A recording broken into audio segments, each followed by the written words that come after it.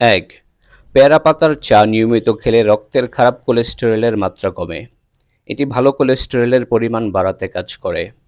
২, পেয়ারা পাতার চায়ের মধ্যে থাকা অ্যান্টিব্যাকটেরিয়াল উপাদান থাকায় এটি ডায়রিয়া কমাতে কাজ করে। ৩, কফ ও ব্রঙ্কাইটিস কমাতেও পেয়ারা পাতার চা বেশ কার্যকর। ৪, পেয়ারা পাতার চা ওজন কমাতে সাহায্য করে।